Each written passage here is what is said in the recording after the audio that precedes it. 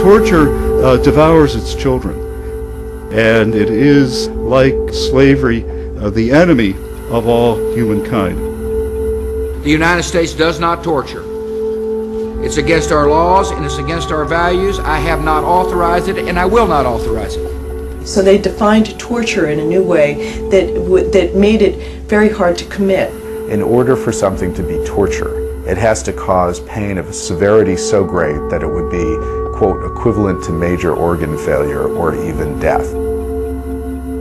His head was lowered, a cloth was placed over his face, cold water was poured on his face from a bottle.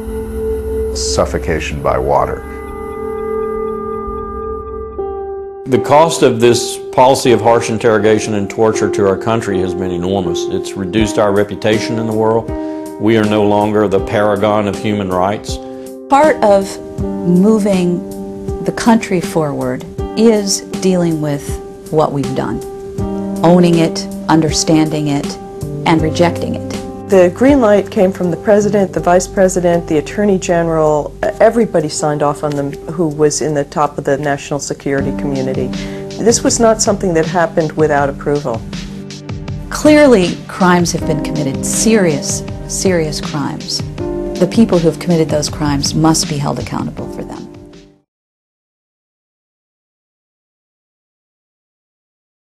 In the 1980s, the United Nations adopted the Convention Against Torture.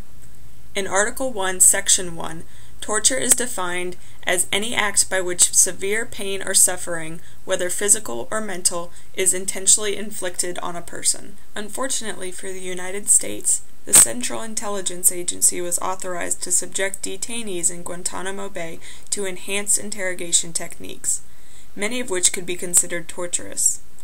Waterboarding was a hotly debated technique, which was meant to simulate drowning. The real question is waterboarding considered torture? We asked 3 Clemson students on their opinion of waterboarding. Do you know what waterboarding is? Yes. Can you describe it to me? Usually there's someone, I think usually on their back, and then the cloth is put over their face, and then water is poured on their face to simulate the feeling of drowning. Do you know what waterboarding is? Yes. Do you know what waterboarding is? Yes, I do. These Clemson students understand what waterboarding is, but do they consider this technique torture? Do you believe that waterboarding is torture?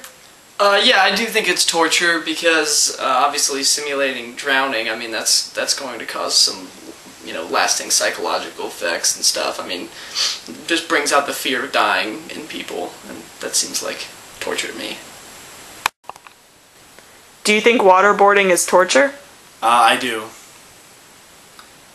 Because it basically simulates drowning and it's meant to cause distress to someone. Do you believe that using waterboarding is torture? Yes, I believe it's much more mental than it is physical, but torture nonetheless. Americans around the nation have shown their opposition to these cruel techniques.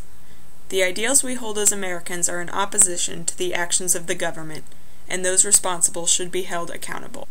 But how can we change these deplorable actions done by our government and its agencies? We use democracy. We vote for those who truly represent our ideals as Americans, that every person is entitled to their basic human rights. We vote for progress, and we vote against the barbaric treatment far too many have suffered. Our committee has outlined 3 steps necessary to reach our goal. The first is to advertise. We must inform and educate the American public of the horrendous events that took place in Guantanamo Bay. The second step is to hold those legally responsible accountable for their actions. Not only are those in the CIA who utilize the techniques responsible, but so are those on Capitol Hill who approve the techniques and the program used by the CIA.